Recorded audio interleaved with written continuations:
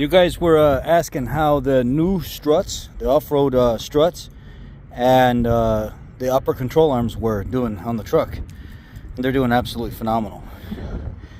They don't make any noise at all. They give you more clearance if you wanted to do a bigger level around your strut tower than the factory ones do. They don't sit down in the spring all the way like the factory ones do. These are very nice. Let me see if I can get you guys a picture of... There you go. Freedom Off-Road. I got them on American trucks. See the headers back there peaking.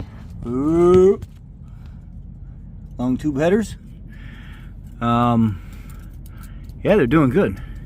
Didn't need an alignment either. Everybody was like, oh, you're gonna have to do an alignment. You're gonna have to do an alignment. Everything came out great. I didn't have to do an alignment at all.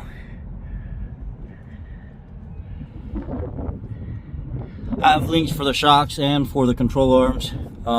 It does have a replaceable ball joint in it. Under here is snap ring, and there's a grease zerk as well, like so.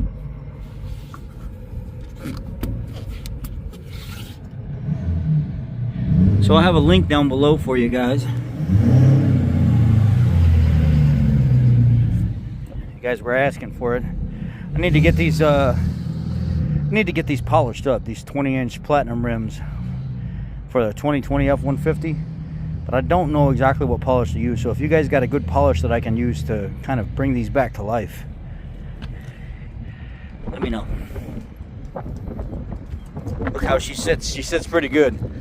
She sits better than the leveling blocks did that I put on top of the factory struts. I like it.